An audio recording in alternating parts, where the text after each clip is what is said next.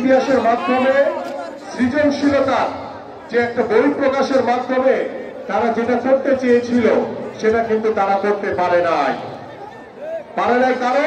কারণ তাদের উদ্দেশ্য ছিল বাংলাদেশের আহ্বান হিসেবে ইনশাআল্লাহ উত্তরকে বিএনপির একটা আদর্শ বা আইডল ইমেজ হিসেবে তৈরি করতে পারবেন।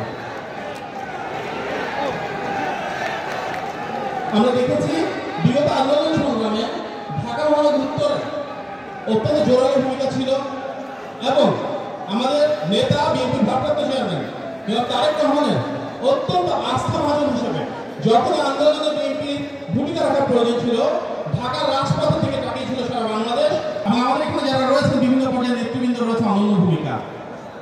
আজকে যে ফ্যাসিবাদ শেষ হলো আমরা একটা নতুন বাংলাদেশ পেলাম।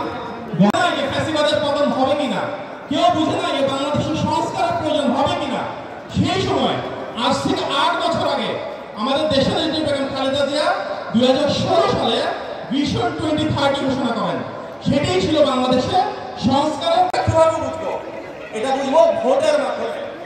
ওনাদের প্রত্যাশাগুলো ওনাদের চিন্তা ভাবনাগুলো তাদের ম্যানিফেস্টোর মাধ্যমে জানাবেন, জনগণের কাছে যাবে, তারপর জনগণ ওনাদের ভোটের মাধ্যমে যাদেরকে নির্বাচিত করবে তারা তাদের মতন করে দেশটাকে বাংলাদেশে যদি সার্বভৌমত্বটাকে নিশ্চিত করতে হয় তাহলে জনগণের অর্থনৈতিক এবং রাজনৈতিক ক্ষমতা দিতে হবে। আমরা বলছি আমরা এমন একটা বাংলাদেশ চাই যেখানে সেরকম সংস্কার হবে, হতে পারে একটা বাড়ির গৃহিণী, হতে পারে ছোট্ট একটা চাকরি করে, ছোট্ট একটা ব্যবসা করে, হতে পারে অনেক বড় চাকরিজীবী, প্রত্যেকটা মানুষের জন্য যেন ভাগ্যের পরিবর্তন হয়। সংস্কারের মূল উদ্দেশ্য কি? সংস্কারের মূল উদ্দেশ্য হচ্ছে জনগণের সাথে সম্পৃক্ত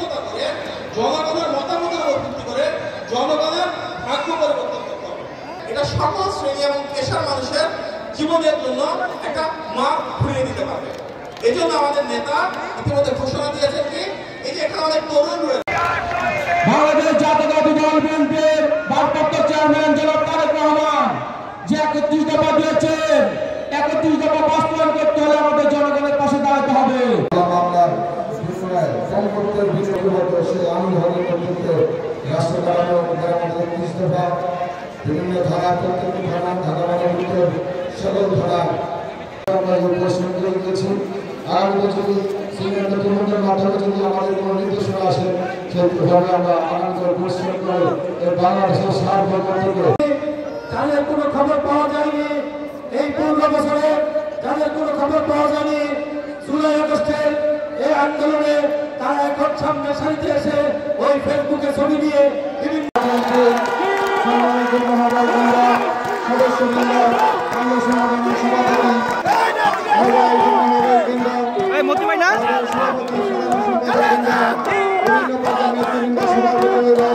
রয়েছে প্রত্যেকটি কর্মশালায় থাকবেন, বিশেষ করে বিভিন্ন থানার সিনিয়র নেতৃবৃন্দ উপস্থিত থাকবেন। আজকে সেই আমিনুল ভাই আমাদের মাঝে রয়েছেন। ইতিমধ্যে আজকে সম্ভবত ঢাকা মহানগর উত্তরের এই ঢাকা 18 আসনের 5টি থানার কর্মশালায় আপনি দেখতে পাচ্ছেন এবং সুশৃঙ্খল সুন্দর কর্মশালা হচ্ছে। নেতা কর্মীরা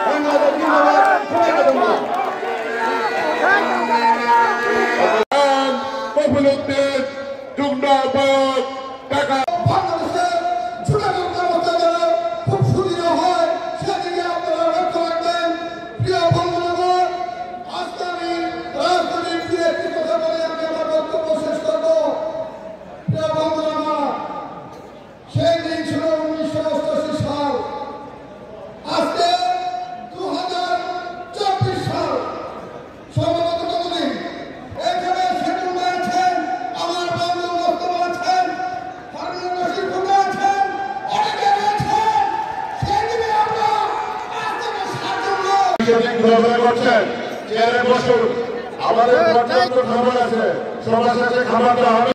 আমাদের আমরুল্লাহ সাহেব এবং ডক্টর মাহিয়াম সাহেব যে বক্তব্য দিয়েছেন, আমার যে একটি দফা আছে, সেটা হলো বর্তমান বিচার ব্যবস্থা সংস্কারের জন্য জুডিশিয়াল কমিশন গঠন করে সুপ্রিম জুডিশিয়াল কাউন্সিল পুনর্গঠন ও সংবিধানের আলোকে বিচারপতি নিয়োগ করা। বন্ধুরা, এই যে বিচারপতি, এই বিচারপতি দিয়ে সবচেয়ে নির্যাতিত, নিপীড়িত, ক্ষতিগ্রস্ত হয়েছে কারা?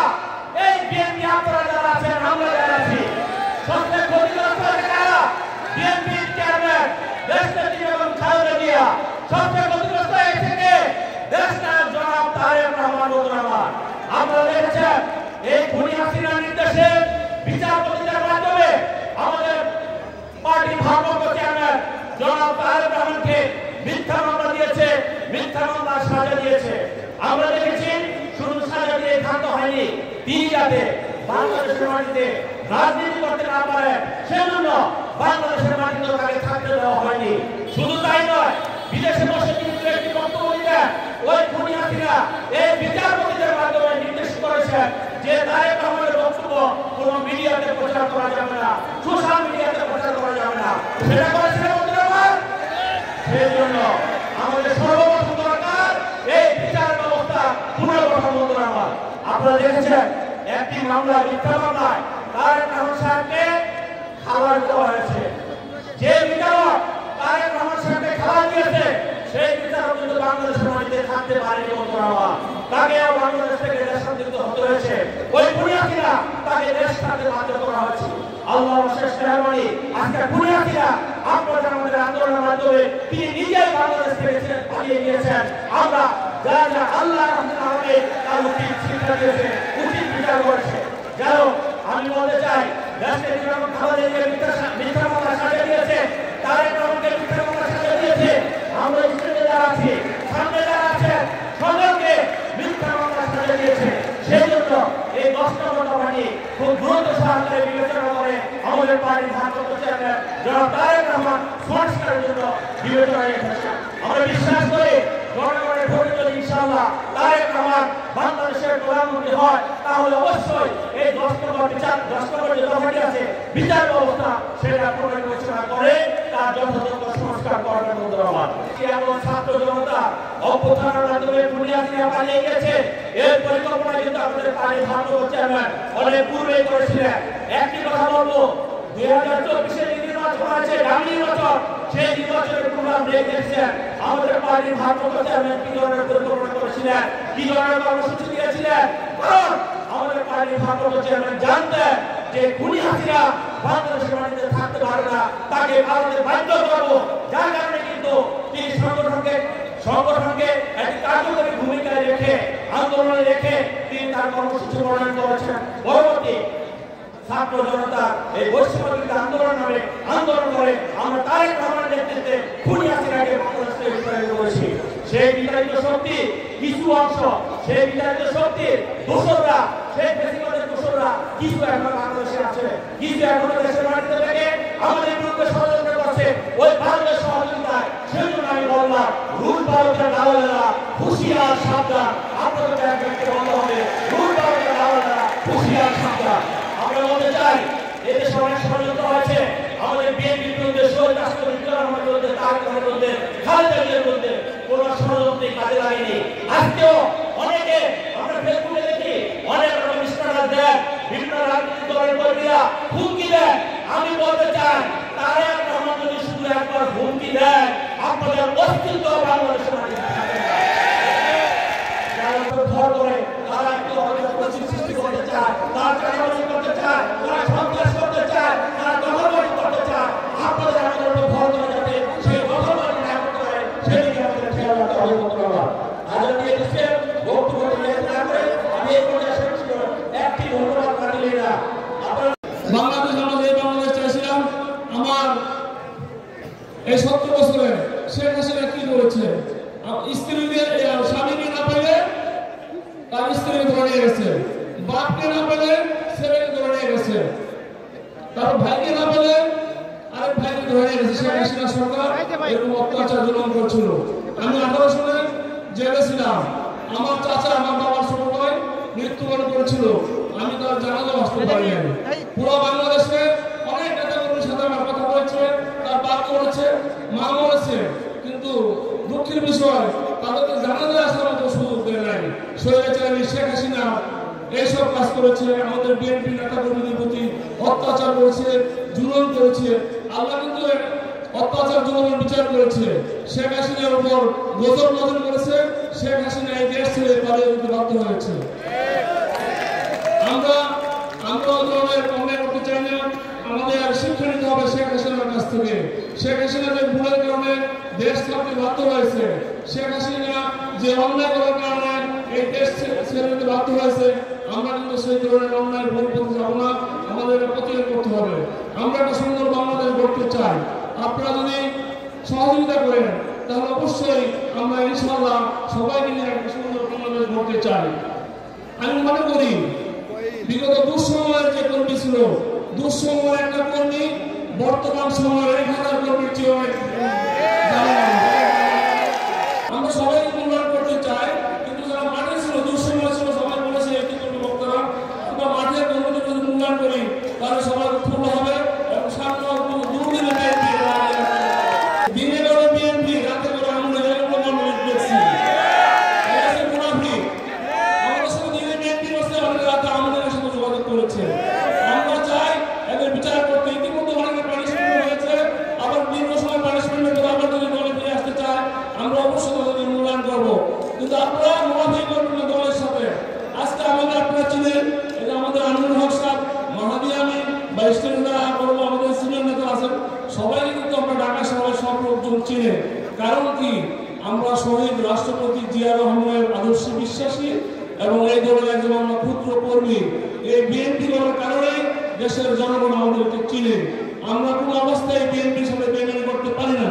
আমরা বিএনপি করার কারণে কিন্তু আমাদের চিনে। আমরা বিএনপিকে সামনে এগিয়ে নিতে চাই, আমরা বিএনপিকে প্রমোট করতে চাই। তাহলে আমরা সেটা হচ্ছে আমাদের প্রকৃত কাজ। আপনারা কখনো ভুলে বিএনপির সাথে বেমানি করবো না। আমি বারবার কথা বলছি, আমি অনেককে দেখেছি বিএনপির সাথে পরিশ্রমী নেতা সভাপতি সোহেল এবং কবির সহ যারা পুরান থানা নেতৃবৃন্দ এখানে অক্লান্ত পরিশ্রম করেছেন, সেজন্য পুরান থানা বিএনপির পক্ষ থেকে এই সুন্দর প্রোগ্রাম করার জন্য আমি আবারও আমার ব্যক্তিগত পক্ষ থেকে এবং মহানগরের নেতাদের পক্ষ থেকে আন্তরিক শুভেচ্ছা এবং অভিনন্দন জানিয়ে আমি আমার প্রধান অতিথিকে অনুরোধ জানাবো, পুরান থানায় যে ওয়ার্ডে আপনি বসবাস করছেন সেই ওয়ার্ড থেকে আমি নির্বাচন করেছি ওয়ার্ড কাউন্সিলর। আগামী দিন যাতে এই ওয়ার্ডে একটি স্বাস্থ্য কমপ্লেক্স সরকারিভাবে নির্মিত হয় সেই দাবি জানাচ্ছি।